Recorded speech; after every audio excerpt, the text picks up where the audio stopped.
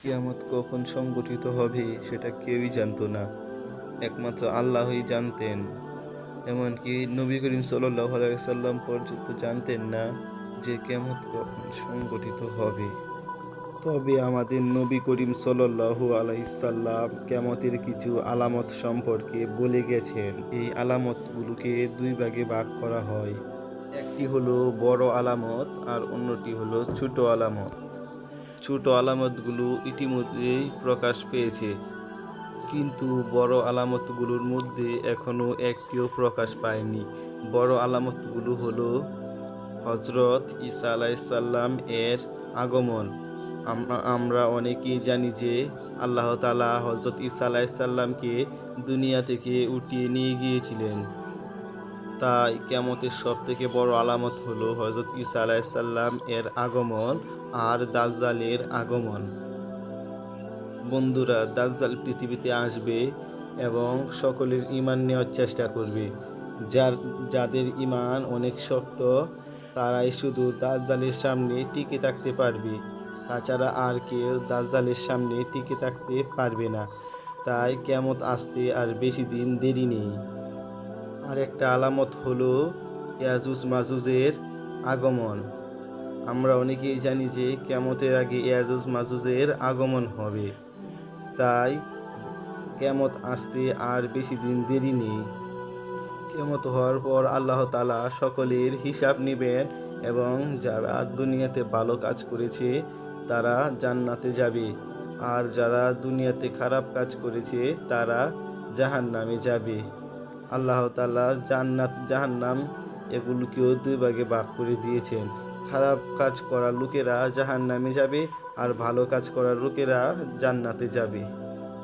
আর মুসলিম দর্শকরা কিয়ামতের ছোট আলামতগুলো ইতিমধ্যেই প্রকাশ পেয়েছে। আর সেগুলো হলো, আমাদের নবী করিম সাল্লাল্লাহু আলাইহি সাল্লাম বলে গেছেন যে কিয়ামতের সবথেকে বড় আলামত হলো নবী করিম সাল্লাল্লাহু আলাইহি সাল্লাম এর নিজের মৃত্যু। অর্থাৎ নবী করিম সাল্লাল্লাহু আলাইহি সাল্লাম এর মৃত্যুর পর থেকেই কিয়ামতের সময় ধীরে ধীরে এগিয়ে আসতে শুরু করবে। আর দুই নাম্বার হলো, নবী করিম সাল্লাল্লাহু আলাইহি সাল্লাম বলেছেন যে মসজিদগুলোকে বেশি সুন্দর করে সাজানো যাবে না, সাধারণভাবে রাখতে হবে।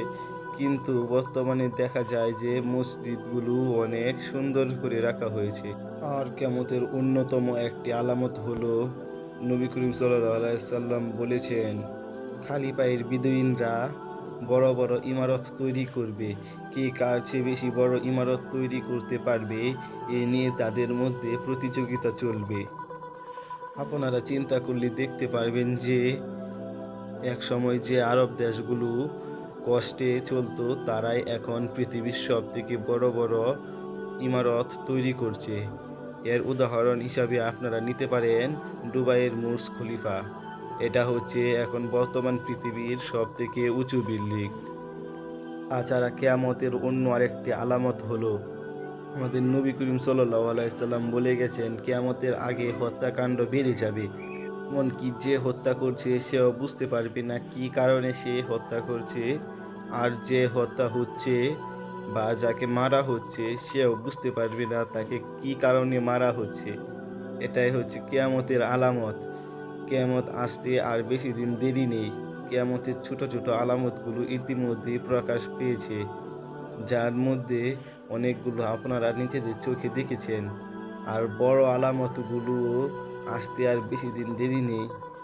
তাই আপনারা খারাপ কাজগুলো ছেড়ে দিয়ে এখন থেকে ভালো হওয়ার চেষ্টা করুন, এতে আপনাদের মঙ্গল হবে। তো আর বেশি কথা বাড়াচ্ছি না, আজকের জন্য এইটুকুই। আল্লাহ হাফেজ।